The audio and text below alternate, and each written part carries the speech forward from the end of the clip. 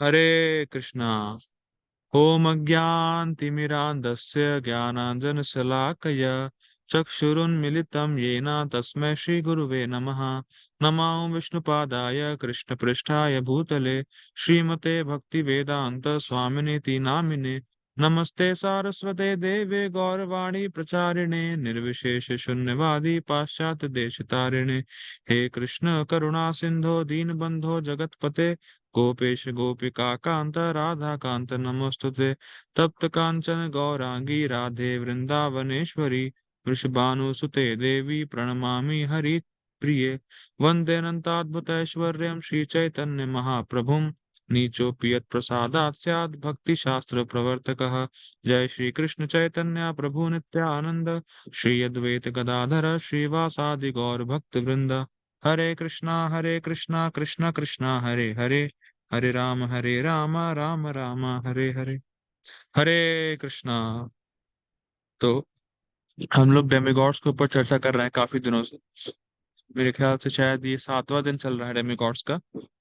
लेकिन जरूरी है क्योंकि जनरली इंडिया में लोगों को काफी मिसकंसेप्शन रहता है देवता और भगवान के बारे में। या तो वो भगवान को देवताओं के स्तर पर ले आते हैं, या वो कहते हैं सभी देवता भगवान। तो ये दोनों ही बातें गलत हैं। तो हम लोग ये सब चर्चा किए हैं।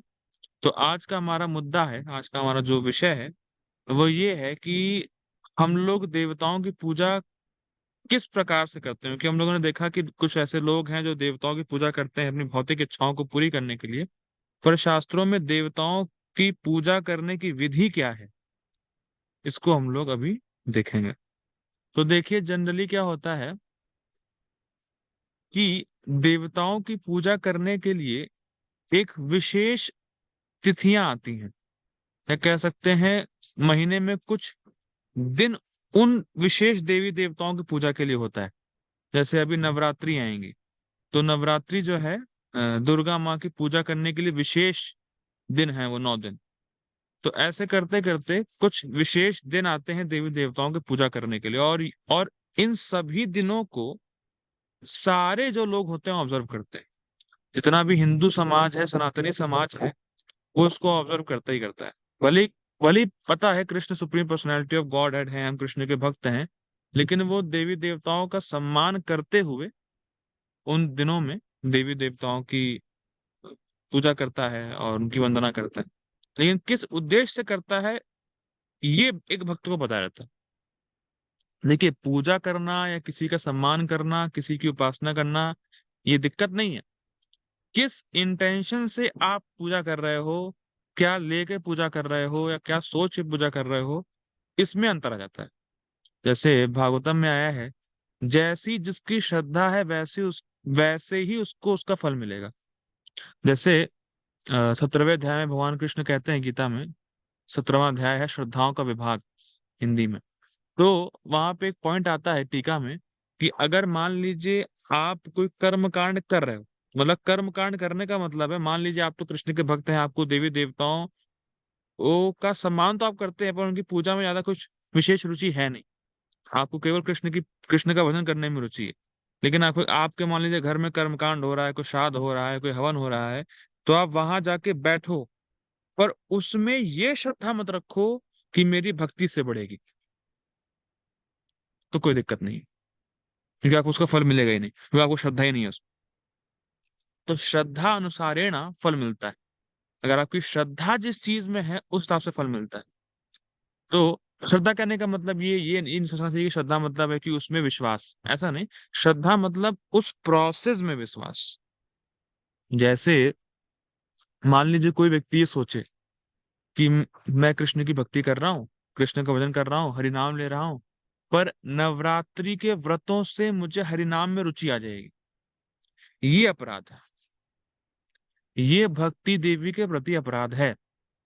आप 9 दिन का व्रत रखो देवी माँ को प्रसन्न करने के लिए और उनसे भगवान कृष्ण की भक्ति मांगो, ये सही बात है। पर आप ये सोचो कि इन देवी देवताओं की पूजा करने से मैं भक्ति में प्रगति कर जाऊंगा, ये सही नहीं है। भक्ता संजायते भक्ति, भक्तों के संग से ही भक्ति बढ़ती है। ये मेन पॉइंट। आप उनसे ये कह सकते हो, देवी देवताओं से मांग सकते हो कि मेरी मति कृष्ण में लगी रहे, वो ठीक है, वो अपना आशीर्वाद देंगे तो आपकी मति कृष्ण में लगी रहेगी। लेकिन ये सोचना कि बस मैं ये कर लूं मेरी भक्ति बढ़ जाएगी, ऐसा नहीं होता। ठीक है, तो ये तो फिलहाल विषय आगे चला गया।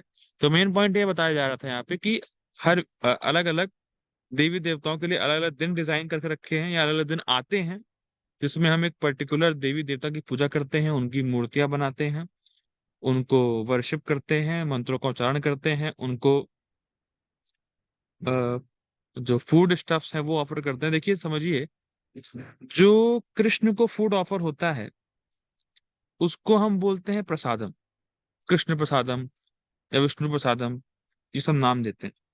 लेकिन जो देवी देवताओं को चढ़ता है, भोग अर्पण होता है, या अ, जो खाना अर्पण होता है, उसको हम लोग बोलते हैं नैवेद्य।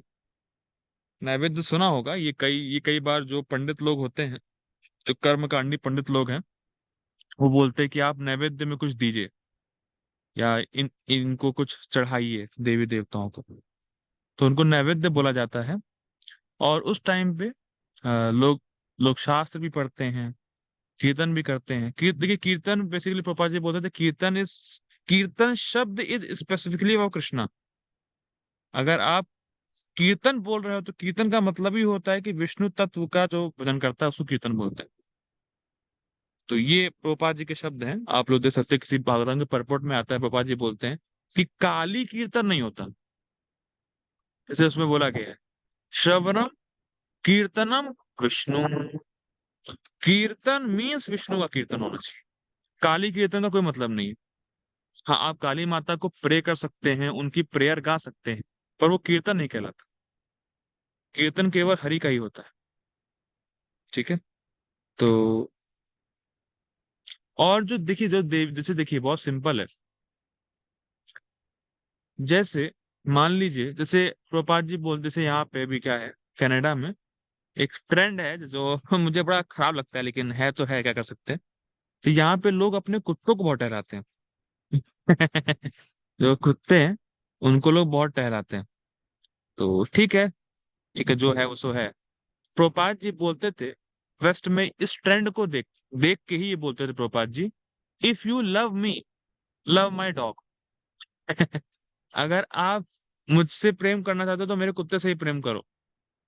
ठीक, अब कहने की बात क्या है, जैसे मैं डोंट गेट ऑफेंडेड, मैं कंपैरिजन नहीं कर रहा, एग्जांपल मैं दे रहा था बस खाली। या इसको छोड़ दीजिए, एग्जांपल को ये समझ लीजिए कि जैसे मान लीजिए कोई मालिक है और कोई उसका दास है, सर्वेंट है। तो अगर जैसे जैसे दुकानों में होता है ये कि जैसे मान लीजिए कोई सेठ आदमी बैठा है, मालिक बैठा है दुकान का, और नौकर बैठा है दुकान का। तो जब तक मालिक है तब तक नौकर आपको मालिक को फॉरवर्ड करेगा। जैसे मान लीजिए आपको सामान लेने गए, देखा जाता है, प्राय देखा जाता है ये, आप सामान लेने गए और मालिक बैठा है, और आप नौकर से कुछ पूछते हो कि भाई साहब ये इसकी क्या क्या रेट है, इसका क्या रेट है, क्या रेट है इसका।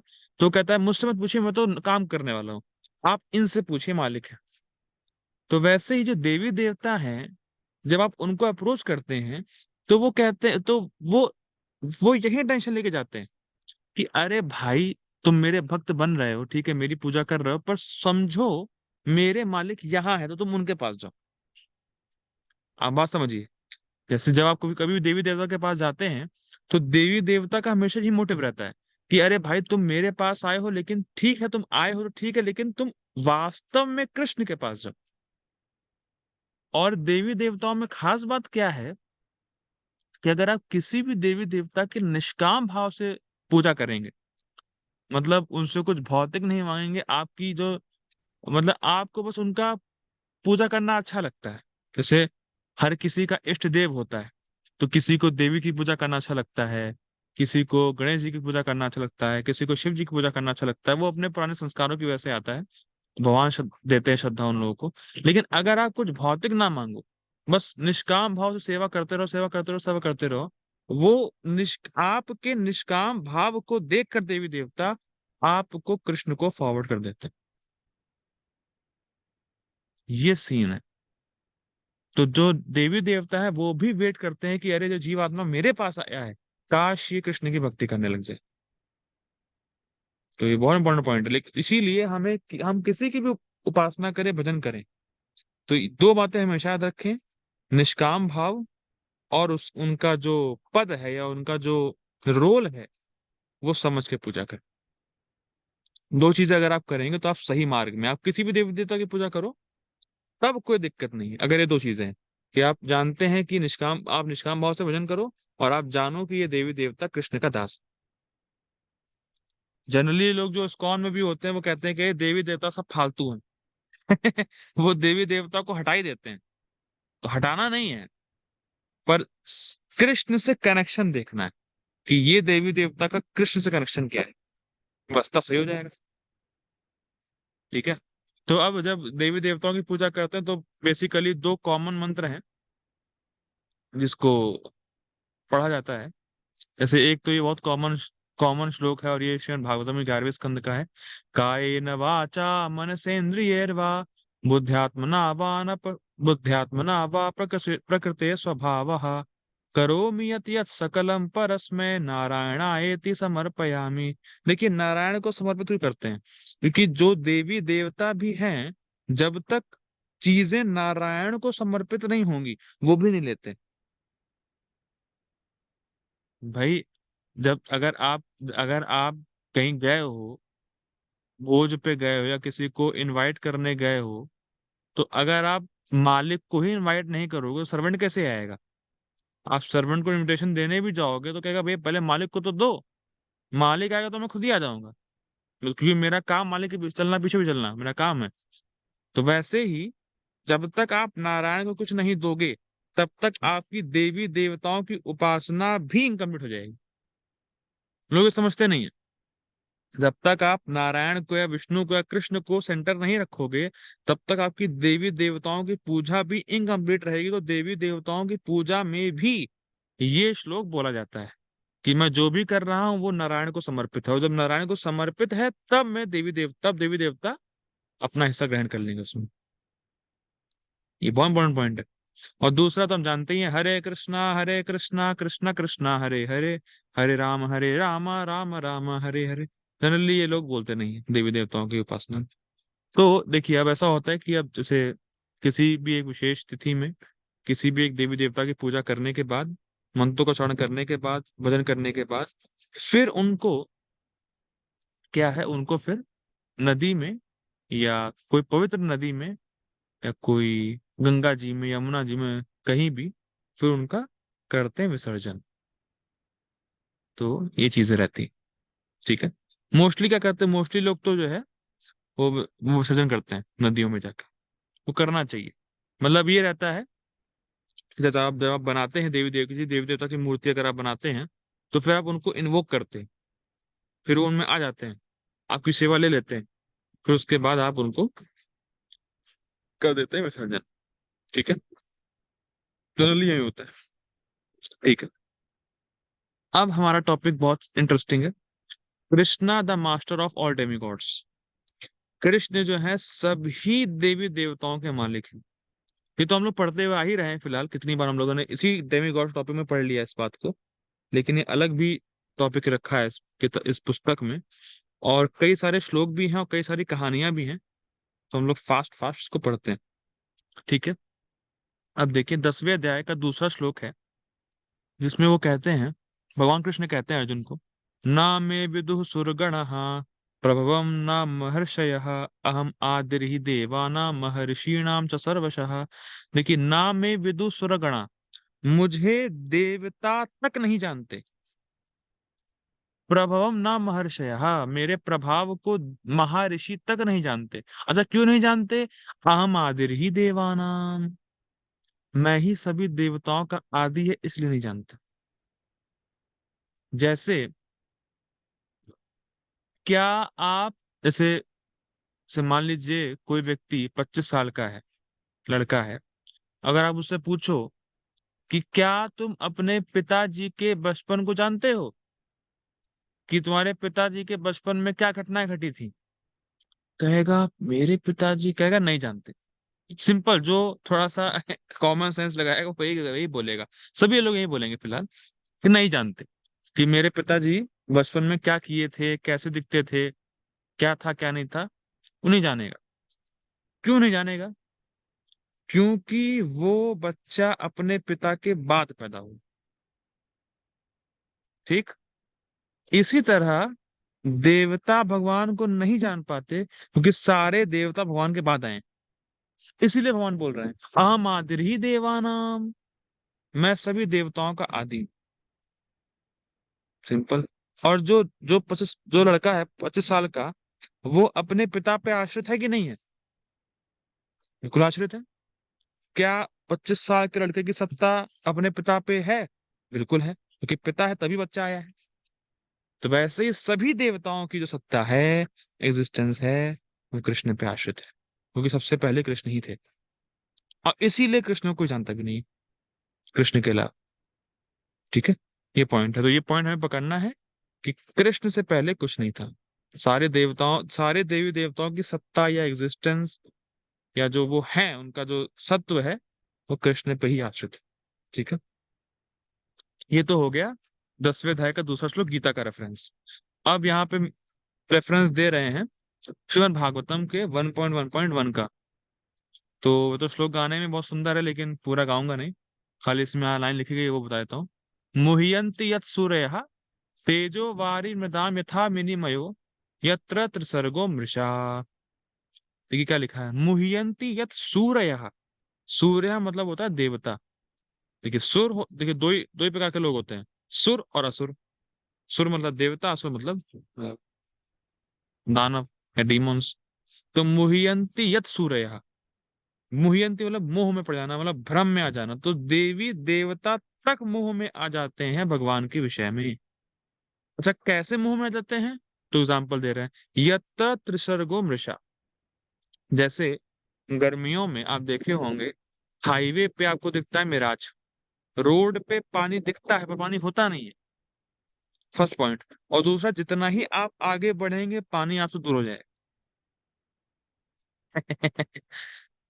तो भले ही आप कितना भागो पानी के पीछे, पर पानी है ही नहीं वहां, पर आभास हो रहा है कि पानी है। तो वैसे ही जैसे हम पड़ जाते हैं भ्रम में मिराज को देख के, वैसे ही सारे देवी देवता भगवान के प्रभाव को देख के मोह में पड़ जाते हैं। और उसका तो उदाहरण ही हम जानते हैं, ब्रह्म विमोहन लीला। जब ब्रह्मा जी ने सारे ग्वालों के बच्चों को, सारे ग्वालों को चुरा लिया था, तो फिर भगवान कृष्ण ने उन सारे ग्वालों को, सारे सारे ग्वालों का रूप ले लिया। भगवान श्री कृष्ण ने अपने आप एक्सपैंड किया और वो सभी ग्वालों के रूप में आ गए। तो ब्रह्मा जी भी मोहित हो गए, अरे मैं तो चुरा ले गया था इनको, तो अब यहाँ कैसे आ गए? या इंद्र मोहित हो गया कि अरे ये तो बच्चा है। लेकिन जब भगवान कृष्ण ने उठाया गोवर्धन पर्वत तो वो उसको होश आ गया। तो हम सब देख रहे हैं आप, ये जो स्टेटमेंट लिखा है 1.1.1 का, इस आधार पे बहुत सारी लीलाएं भी हो चुकी। तो देवी देवता तक भगवान श्री कृष्ण के प्रभाव को देख के मोहित हो जाते हैं, यानी वो भगवान को समझ नहीं रहे। ठीक है।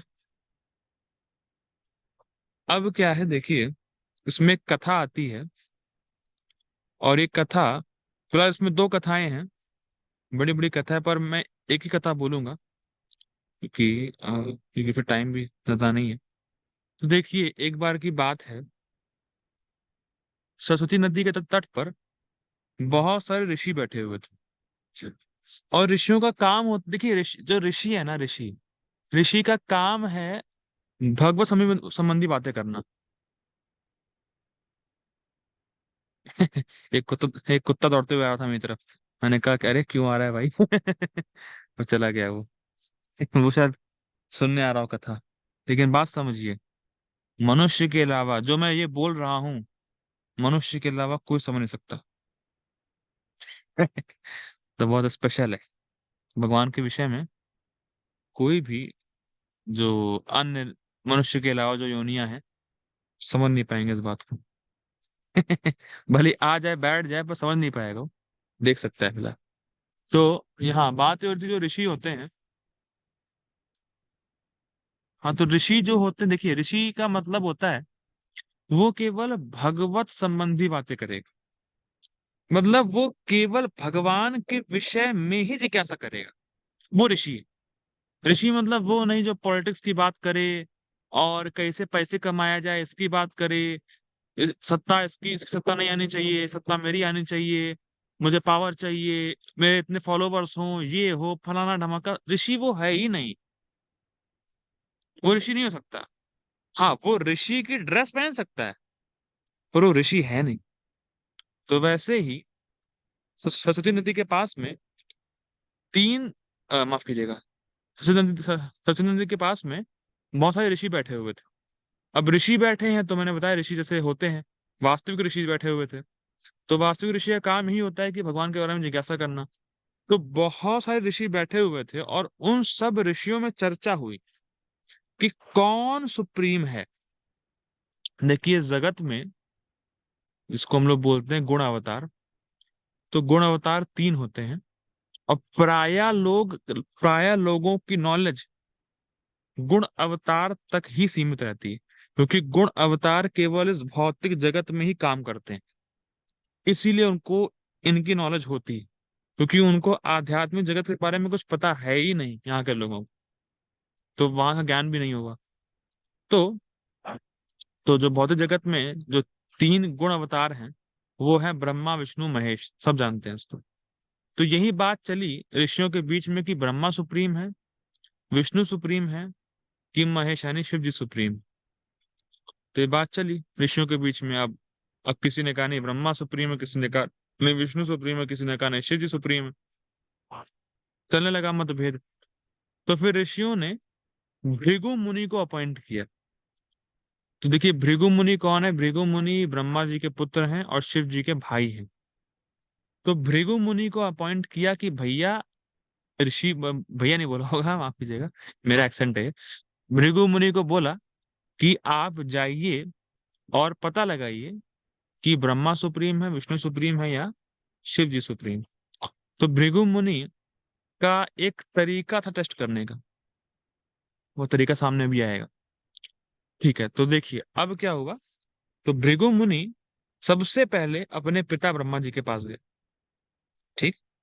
और पिताजी के पास गए, और पिताजी मतलब ब्रह्मा जी उस समय सभा में बैठे हुए थे, और सभा में बैठ के वो शायद कुछ ज्ञान दे रहे होंगे, कुछ भी बता रहे होंगे। उतना तो मुझे नहीं पता क्या बता रहे थे, वहां क्या हो रहा था। पर जिस प्रकार से पुराण में ही लिखा है कि उस समय ब्रह्मा जी के आसपास बहुत सारे लोग बैठे हुए थे, तब भृगु मुनि गए थे। तो भृगु मुनि जब गए, तो ब्रह्मा जी बैठे हुए थे बहुत सारे लोगों के साथ, और भृगु मुनि ने उनको प्रणाम नहीं किया ब्रह्मा जी को। तो जब देखिए, प्रणाम ऐसा नहीं कि प्रणाम करना चाह नहीं रहे थे, पर जानबूझ के प्रणाम नहीं किया, क्योंकि वो ब्रह्मा जी को टेस्ट करना चाह रहे थे। तो भृगु मुनि ने ब्रह्मा जी को प्रणाम नहीं किया, मतलब अपने पिता को प्रणाम नहीं किया। तो देखिए बहुत बड़ा अपराध माना गया है शास्त्रों में कि जब आप अपने पिता से मिले तो उनको प्रणाम ना करें। ये बहुत बड़ा अपराध माना गया है।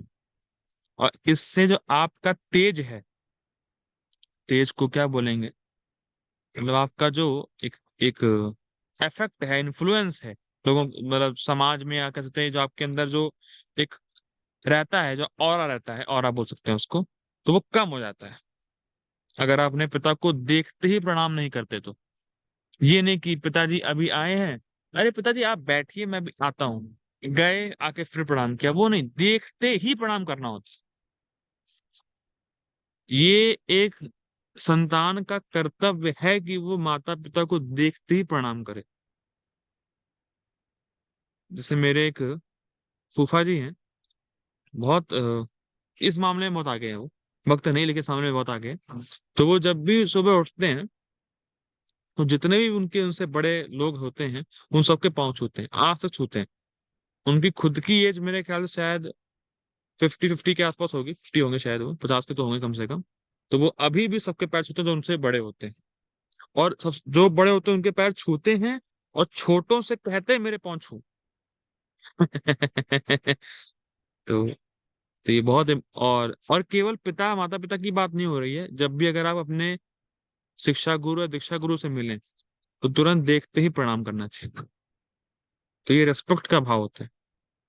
तो फिलहाल भृगु मुनि ने प्रणाम नहीं किया, तो ब्रह्मा जी बहुत गुस्सा हो गए अपने अपने पुत्र के ऊपर, भृगु मुनि के ऊपर बहुत गुस्सा हुए। और बस भृगु मुनि को श्राप देने ही जा रहे थे, लेकिन लोगों ने समझाया कि अरे अरे अरे क्या कर रहे हैं, ठीक है आपका बेटा, ये श्राप मत दीजिए, श्राप मत दीजिए। तो लोगों ने कंट्रोल कर लिया ब्रह्मा जी के गुस्से को। तो भृगु मुनि समझ गए कि अच्छा मेरे पिताजी को गुस्सा आता है, तो ये सुप्रीम नहीं होंगे। मतलब छोटी सी बात, सम्मान नहीं किया तो गुस्सा हो गए, इसका मतलब इनको सम्मान पाने की इच्छा है, तभी तो गुस्सा हुए। देखिए, अगर आप अपने शिक्षा गुरु दीक्षा गुरु को प्रणाम ना भी करो तो उनको फर्क नहीं पड़ता, क्योंकि वो जानते हैं कि प्रणाम करना ये आपके बेनिफिट के लिए है।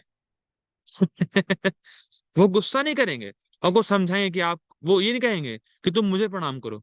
वो ऐसे बोलेंगे कि अगर आप कभी भी किसी वरिष्ठ वैष्णव से मिले तो उनको प्रणाम करना चाहिए। तो वो समझाएंगे प्रेम से। पर ब्रह्मा जी को शायद वो सम्मान पाने की इच्छा थी, इसलिए गुस्सा हो गए। देखिए, जब आपके इच्छा के अनुसार कार्य नहीं होता ना, तभी गुस्सा आता है। तो ब्रह्मा जी को गुस्सा आ गया। तो भृगु मुनि समझ गया कि चलो भैया ये तो सुप्रीम नहीं है, क्योंकि ये तो इनको तो गुस्सा आता है। ठीक है, अब वो अपने भाई शिव जी के पास गए। तो तो जैसे ही भृगु मुनि शिव जी के पास गए, तो शिव जी बड़े प्रसन्न हुए, अरे मेरा भाई आया है। और और शिव जी आगे बढ़े, गले लगा लिया मतलब भृगु मुनि को। तो गले लगाते ही भृगु मुनि जो है उनको ऐसे धक्का दिए शिव जी को। तो बोले क्या कर रहे हो तुम ये, तुम समझते क्या हो अपने आप को, भृगु मुनि शिव जी को बोल रहे हैं। पता नहीं कैसे, ना कपड़े पहनते हैं काली एक, और ना कपड़े पहनते हैं ना और भस्म लगाते हैं, और जो वो होते हैं स्कल, जो खोपड़ियां होती है, उन खोपड़ियों को पहनते हो, क्या समझते हो अपने आप को तुम, ये कैसा बना के रखा तुमने अपना।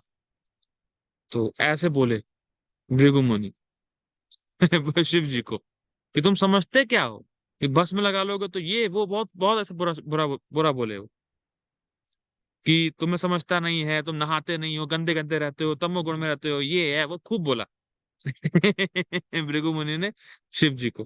तो शिव जी को इतना गुस्सा आया कि वो त्रिशूल लेके मारने दौड़े उनको, कि आज तो भृगु मुनि जो है, कि शिव जी ने कहा कि आज तो मैं भृगु मुनि की हत्या कर दूंगा। तो देखिए, समझिए बात को। फर्स्ट फर्स्ट केस में, ब्रह्मा जी के केस में, भृगु मुनि जो है, उन्होंने अपने बस कुछ बोला नहीं, भृगु मुनि ने अपने मन से अपराध किया, केवल प्रणाम नहीं किया। ठीक, शिव जी को उन्होंने बहुत बुरा बोला, मतलब वाणी से अपराध किया। तो तो ब्रह्मा जी भी गुस्सा हो गए, शिव जी भी गुस्सा हो गए। शिव जी तो मारने दौड़ने लगे उनको, कि आज मार ही दूंगा मैं उनको। तो तो फिर भृगु मुनि समझ गए कि शिव जी भी सुप्रीम हो नहीं सकते, क्योंकि उनको भी वो गुस्सा आता है। फिर अब जो है, देखिए ध्यान दीजिएगा, कई बार ये शायद आप कंफ्यूजन होती होगी कि भृगु मुनि जब विष्णु जी के पास गए तो वो आध्यात्मिक जगत में कैसे पहुंच गए। तो बात समझिए, वो आध्यात्मिक जगत नहीं गए थे, भृगु मुनि श्वेत द्वीप में गए थे, जो कि इस भौतिक जगत का ही पार्ट है। मतलब भौतिक जगत में ही वो वैकुंठ है, जहां रहते हैं क्षीरोदक्षाई विष्णु। तो वहां गए थे। तो अब भृगु मुनि विष्णु जी के पास गए। तो आप सब जानते हैं विष्णु जी ऐसे लेटे रहते हैं, और माता लक्ष्मी उनके पांव दबाती हैं। तो जैसे ही भृगु मुनि पहुंचे, तो ना कुछ बोला, ना कुछ मन से अपराध किया, डायरेक्ट विष्णु जी की छाती पे लात मारी, धड़ाक, तुरंत मारी। मतलब सोच सकते हैं कि मैंने, मान लीजिए ऐसा समझिए कि आपके घर पे कोई आया और आते ही मारना शुरू कर दिया आपको, ना कुछ बोला, ना कोई बात हुई, कुछ हुआ ही नहीं, मतलब आया ही मारने के लिए था, मारने लगा। तो भृगु मुनि जैसे ही पहुंचे वह श्वेतद्वीप, तुरंत विष्णु जी को छाती पे लात मारी। अब देखिए विष्णु जी की करुणा, विष्णु जी ने भृगु मुनि को अपने आसन पे बैठाया लात मारने के बावजूद, और उनसे बोला कि मेरी छाती, विष्णु जी बोल रहे हैं भृगु मुनि से, मैं कितना अभागा हूं, विष्णु जी बोल रहे हैं, मैं कितना अभागा हूं कि एक ब्राह्मण की जो टांग है उस पे उनको आघात पहुंचा। मतलब वो ये बोल रहे हैं विष्णु जी कि मेरी छाती जो है बिल्कुल लोहे की तरह है, और आपने लात मारी तो आपके पांव को चोट लग गई होगी, तो मैं आपका पांव दबाता हूँ। ये विष्णु जी बोल रहे हैं। सोचिए, कैन यू इमेजिन कि कोई आपकी छाती पे लात मारे और आपको बिल्कुल भी गुस्सा ना आए और आप उसको अपने ही आसन पे बैठाओ और उनके ही पांव दबाओ। और यहां तक कि पांव दबाओ नहीं, उन्होंने पांव धोए भृगु मुनि के। बताइए। ये है, ये चीज है। और इसको देख के देखिए, जब मैं बोल रहा हूं तो मुझे ही थोड़ा सा अंदर से वो आ रहा है, कैसे किया होगा। बस इसको सुन के तुरंत भृगु मुनि का हृदय पिघल गया, वो रोने लगे। और फिर उन्होंने कहा कि मैं तो बस ये चेक कर रहा था कौन सुप्रीम है, तो इसीलिए आया था। तो फिर भृगु मुनि ने बिल्कुल ये कन्फर्म कर दिया, सब ऋषियों को बता दिया कि ना, विष्णु इज द सुप्रीम, उनके अलावा कोई सुप्रीम हो ही नहीं सकता। तो ये कथा आपको पुराण में मिलेगी। और दूसरी कथा ये भी है कि भगवान श्री कृष्ण द्वारका में थे तो ब्रह्मा जी उनके पास गए थे। तो मैं इसको नहीं ले रहा हूँ, ये सब जानते हैं, मैं स्किप कर रहा हूँ इसको।